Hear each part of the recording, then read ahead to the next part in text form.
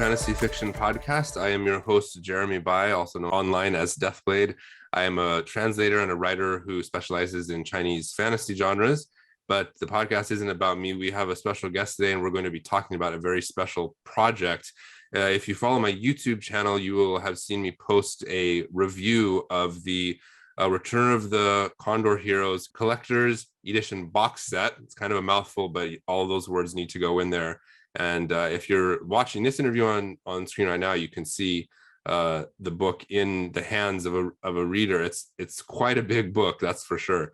Today I have Lingying on, who is from Asiapac, the publisher, and we're going to be talking a little bit about the project and Lucia and stuff like that. Lingying, welcome to the podcast. Great. Thanks so much for having me, Jeremy. It's great to be on your podcast. Well, I'm honored to have you. One thing before we get into the book stuff, I kind of want to let the audience know a little bit about who you are. So could you kind of introduce yourself and explain how you got to this position in your career to be working in a project like this? Okay, so I think the story is a little bit unusual. So right now I'm the manager of Asiapac Books. We're a small publishing house in Singapore. We specialize in comic books and picture books related to Asian culture and Chinese culture.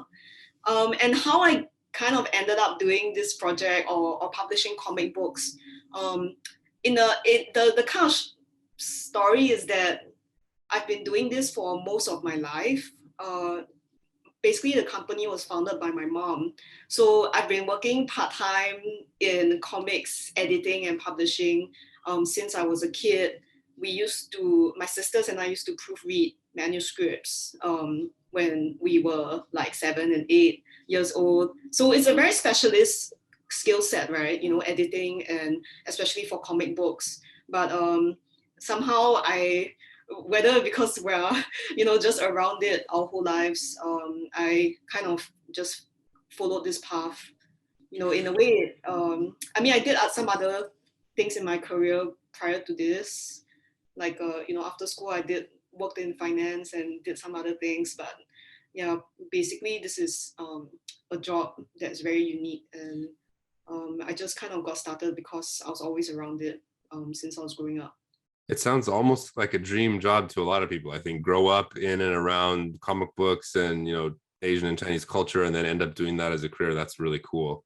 I'm wondering, of all of the content that Asiapac produces, how much of it, if you know off the top of your head roughly, is something related to wuxia, martial arts, or that kind of fantasy? I call wuxia fantasy. I know not everybody does, but that kind of fantastic sort of content. How much of the stuff you produce is that, and how much is other genres? Right. I would say that, so right now, because of this Condo Heroes project, it's a huge focus for us. It's like 50% of everything that we do right now. But overall, I would say that, like, say we have more than 200 titles in circulation, and out of these titles, it's really only the Condo Heroes series that is wuxia. The fantasy titles we have are more like Journey to the West, Romance of Three Kingdoms is like historical fiction. But we do all these like classics stories as well.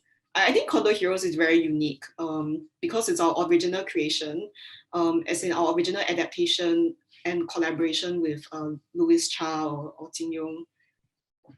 So could you walk us a little bit through the history of this comic from the very, very beginning, and then leading up into the current iteration of it? Yeah, this project has been like many, many years in the making. So it all started actually in the 90s. I'm not sure if you have an idea of like what the landscape was like at that time, but in Hong Kong, there were a lot of these wuxia comic books that were coming out by like Tony Ma, I think. Yeah, so in the 90s, we were already publishing comic books about like Chinese philosophy, Chinese classics. And then we decided we wanted to give some like try out doing some adaptations of popular novels. So actually we didn't start with the Condo Heroes books. We wanted to start with a science fiction series by Ni Kuang, the Adventures of Wisely. So this is also very popular at that time. And he's actually published by Jin Yong's publishing firm. So we got the copyright, we were working on this comic series. The artist we brought on board was Li Tianbing. And then we were like, okay, we're going to do a science fiction series. But then somehow there were some like stalls and there was some like a downtime. And then while we were discussing with the company, the publishing firm in Hong Kong, they say, actually, why don't you guys try out doing a comic book of Jin Yong's Lucia? And then we knew that Lucia comics were popular. We were big fans of Jin Yong's works. So we just decided, okay, we'll give it a shot. But we couldn't really think of an artist that could draw it because, as you can imagine, it's like there's so many historical references. You know, it's difficult to draw kung fu poses. And we weren't confident we could find the right artist, but we were very lucky. The science fiction comic artist, Wei Tianbing, he was actually a huge fan of Jin Yong. And then he stepped out and he said, I'm going to do this series. I want to do it. Yeah, so it was kind of, it was like a huge undertaking, but he did the character designs and then he sent it to Jin Yong and they were very, very happy with it. They actually, so it was actually a collaboration. In Hong Kong, they published the comic books in traditional Chinese, and then in Singapore and Malaysia, we're publishing it in English and simplified Chinese. So Wei Tianbing, like, you know, he's really an awesome comic artist, and also like, you know, he's very, very well versed in the wuxia world in general. So it turns out he knew everything he needed to know, and then he worked on both projects at the same time. So in the day he'll do wuxia, and then in the evening he'll do science fiction. It was really crazy, but you know, he's really like that kind of top-notch professional, and like one of the greatest comic artists that I've worked with.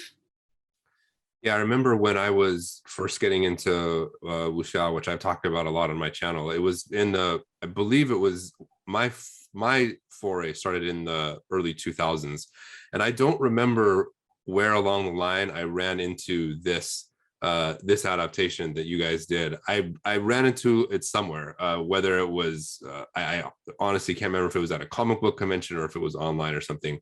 And it was so cool to see, because I had read the English translation of the novel before, so it was so cool to see that stuff come to life on the page in a way that I hadn't seen it before. Yeah, it's actually the first comic book version of the story.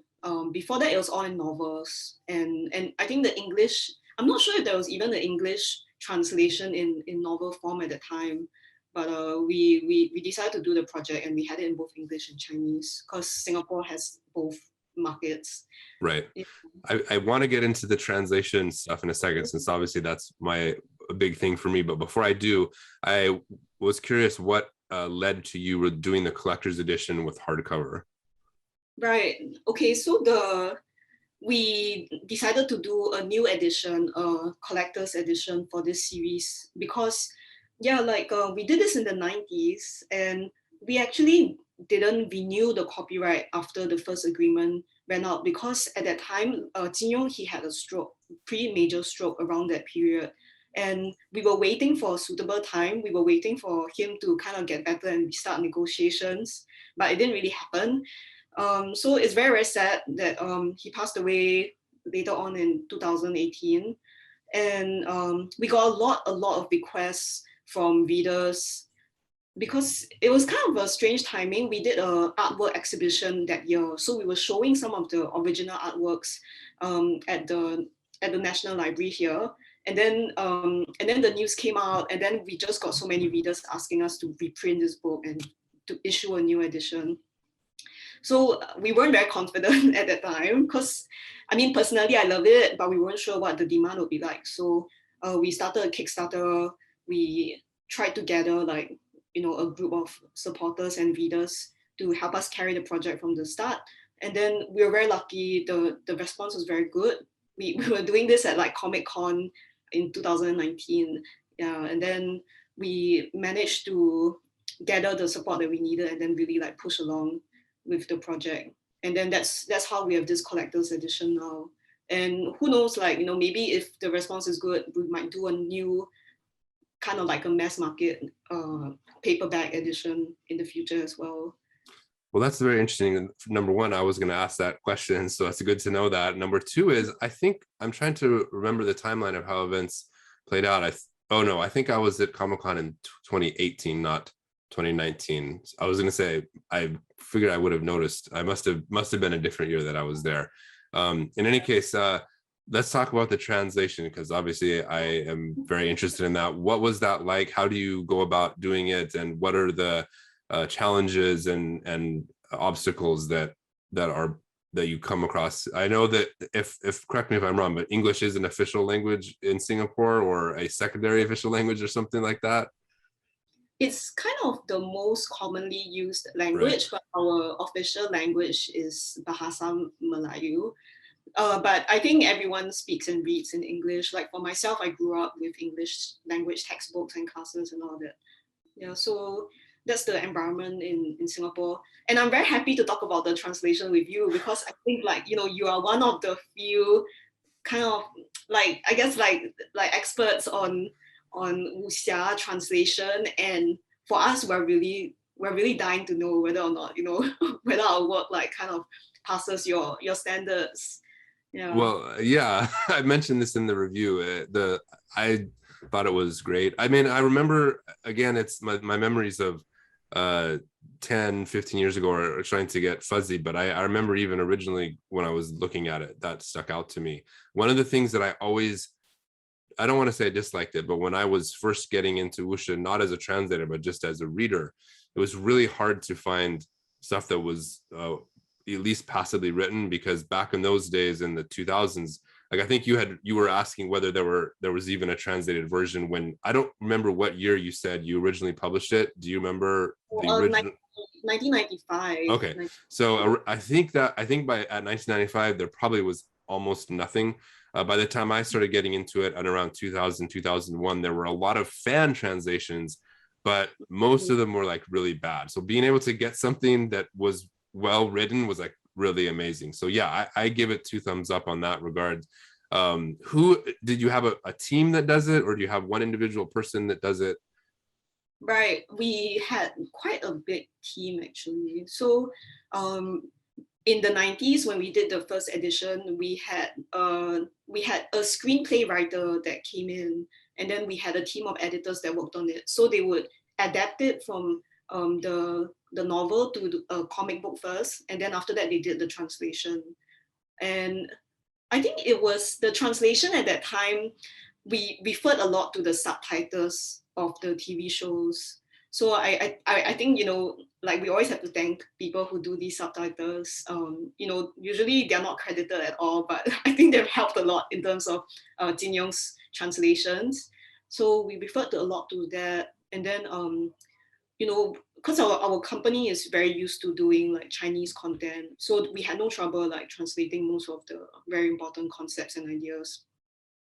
I think I would say that it was challenging to translate the moves, like the different skills. I think that's always like something that's very, very hard to bring across. And actually our translation, some of the moves go from like 4 Chinese characters to like 18 English words, and we just struggled with that. There was no really like a great perfect way to do it.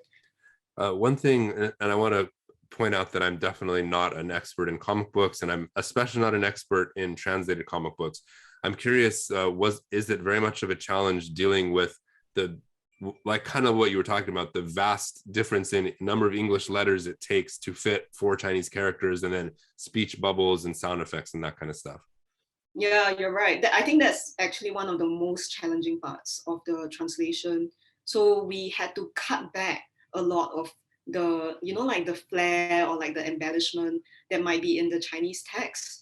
The English text tends to be a bit more, I guess, like factual, or like even a bit more minimal, because we had to cut out so much of the text to fit it inside the same artwork. So I think, yeah, like the translation actually has a lot of, the English translation is quite different from the Chinese version, I would say that, and more spare, I guess, like a bit more dry. Yeah. I would imagine it would be like that, similar to whether you're dealing with subtitles of movies or comic books. You have a limited physical space to work with, as opposed to when you're translating a novel, and especially online, you don't have to worry about printing costs or anything. You can add as you can take as much space as you want. It's definitely something that you don't have the luxury of doing. But that said, in reading through, I didn't get the sense of, I didn't feel any discomfort while reading it. I do have to point out, I didn't compare Chinese to English. I mentioned in my review video that I think that would be really cool, would be to get both and then like compare them, but I didn't do that. So I can't speak to that. I am curious about editing. Now, you mentioned editors, but I think that kind of editing you were talking about is a little bit different than what I'm curious about.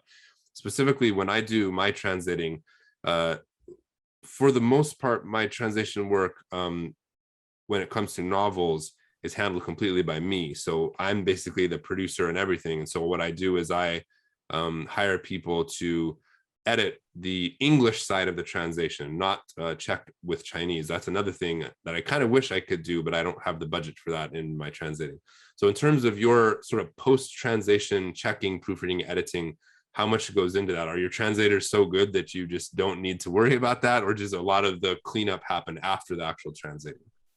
Right. Yeah, I think we had one translator. So there was one person who did the Chinese to English translation, but after that there was a lot of editing. So back then, the translator, I think something interesting was that the way that she used the language, she used a lot of pretty archaic terms because I guess of the historical era that the story set in. But yeah, I think a lot of that had to be kind of edited out slightly because it's not really true to the essence of the writing. So we had one translator and then we had editor at that time, I think 2 editors. And then in this new edition, we had 3 editors. I think because we are kind of like English-based readers and writers, and we just kind of they went a bit overboard with the editing because we just wanted to kind of like, it's a lot of pages.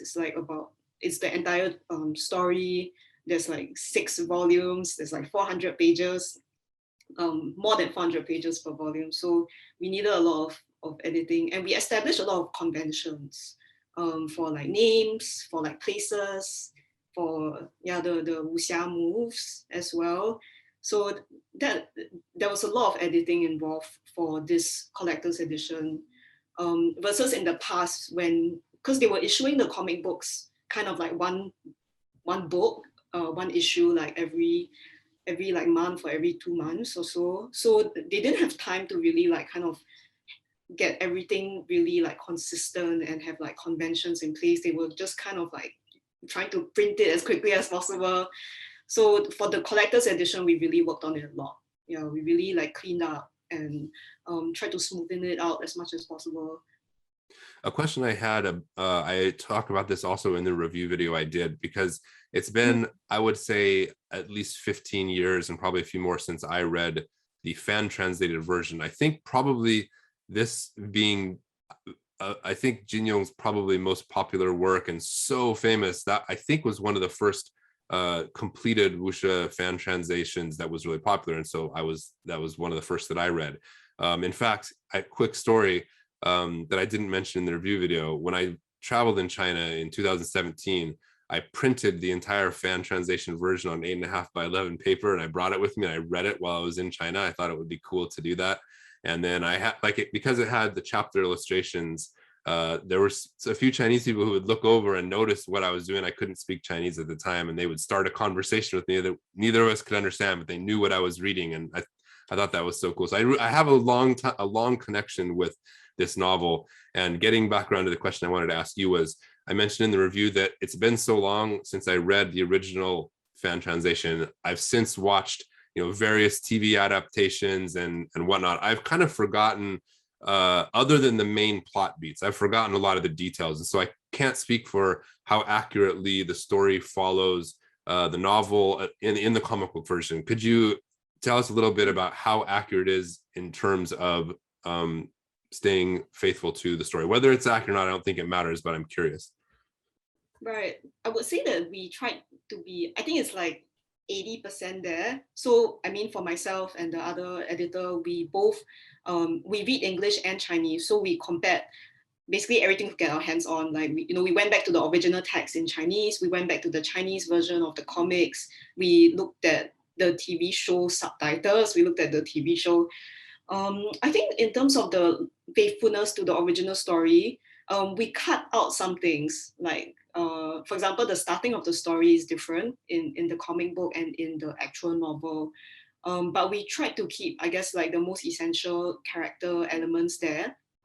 So, I mean, we we we still went kind of over what we budgeted. We actually wanted to do Return of the Condo Heroes in like one book, maybe 3 volumes.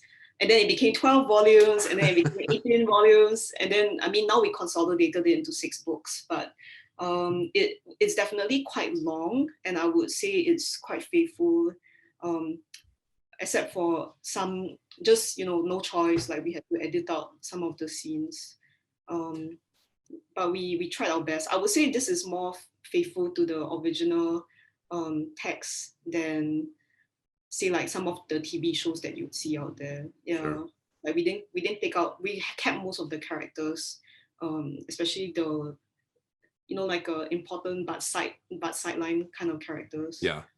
I mean, I think Yeah. the way you handled the opening was probably for the better, because uh, in the original, it's kind of a little meandering at the beginning, with sort of like background stuff brought in from Legend of the Condor Heroes and stuff, and you kind of just Mhm. skip to the most important part. And for people who aren't necessarily very familiar with the whole mythos of the Xingying universe to begin with, I think that will make it a lot easier for people to get into it, for sure. Um, Definitely.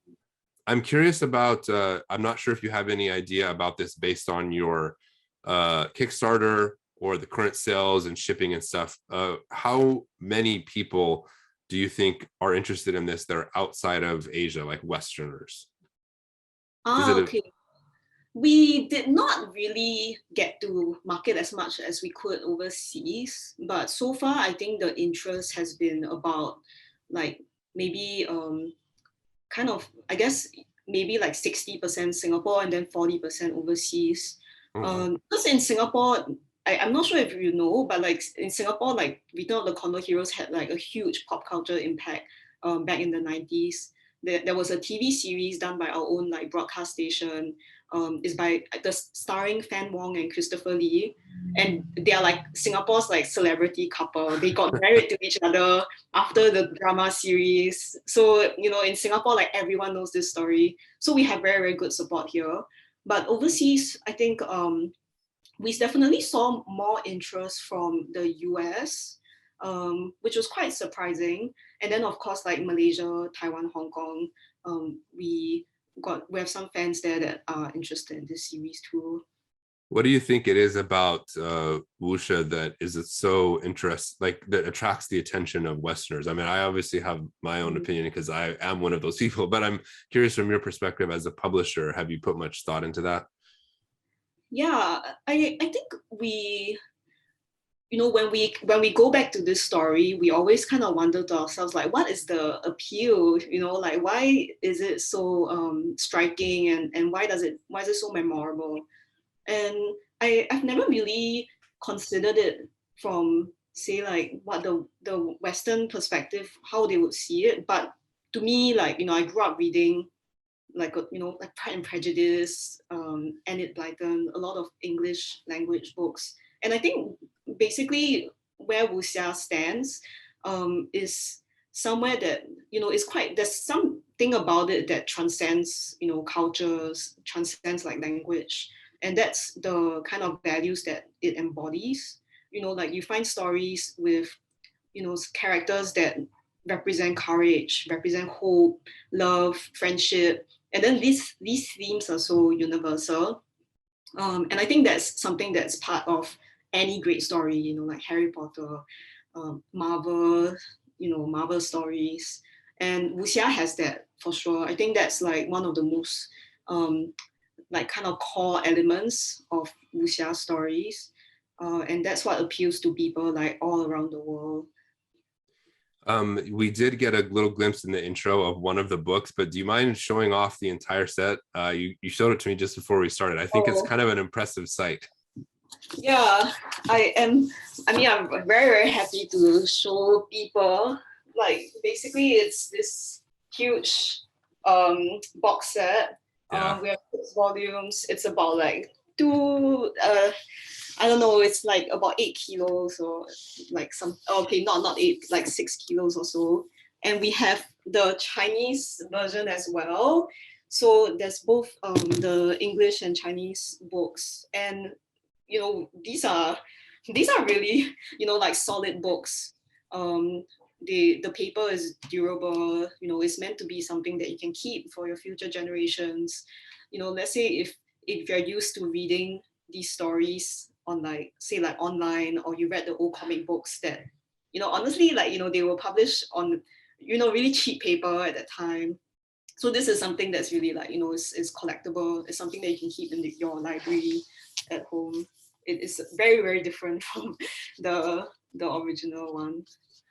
I will definitely link to the listing on your website in the description for anyone out there who hasn't checked out my review on YouTube. You can do that as well. But to summarize, I basically said, like, as many thumbs as I have, they're all up, and I definitely recommend getting it. We're getting close to the end of our allotted time here. Is there anything else you'd like to say about the project to let readers know what it's all about? And I know the answer to this question, but in case anybody out there is wondering, given that you're a Singapore-based publisher, do you ship international? I'm assuming. Oh yes, we do. Yeah. We are shipping worldwide right now from our website, Asiapacbooks.com, and we also sell books on, say, like Book Depository. So I would say if you're based overseas, you can look out for the box set there. We're going to be listing it in the next couple of weeks or so. Yeah, we're really trying our best to have like a proper logistics for this. And I guess the additional thing that I wanted to say is that this project took really, really long. So I hope that, readers, I'm really grateful for like everyone's patience throughout this process. Because as you know, like the pandemic has been pretty severe. And this project, we started working on it right before the pandemic started. And then throughout the whole process, we just like, there's bad news like every week. And then, even like the print production got delayed, the paper shipment got delayed, and then now we're shipping the books overseas, and there's also like some delays. So just wanted to say, like, really like thank you so much to the readers who have been with us since the start of the project and have waited so long to receive the books. Yeah, I think we couldn't have done it without like really like enthusiastic support from some of our readers around the world. Yeah, so very grateful to them. Well, speaking on behalf of Lucia fans and Xingyong fans around the world, thank you for bringing this kind of project to us. And I mentioned again in the review that I really hope this is a amazing success, and that you can do similar things like this in the future, because I really am passionate about this. And I think the more really good quality stuff like this that can get out into circulation, the better. So Lingying, thank you for coming on to the podcast. I really appreciate it. And I hope we have a chance to chat again sometime in the future about a similar project. Yeah, great. I mean, actually earlier when you talked about Comic-Con, we are really dying to bring this to Comic-Con, as in San Diego, as soon as we can. So hopefully, fingers crossed, after the pandemic stuff blows over, we'll be coming to the US with this book series, and we can introduce it to more fans over there. Yeah. Great. Thank you so much for having me. Sure thing. And being a native San Diegan, I will say I welcome you to come to San Diego, and I will be there probably on behalf of Lucia World for the next one, and hopefully the one after that. So whenever you come, we can meet in person. Hopefully that'll be cool. That's great. Hopefully next year. We're really hoping for that. Yeah. Sounds good. All right, everyone out there who's listening, thank you for joining us. Check the links in the description, and that's it for this episode. I will see you next time.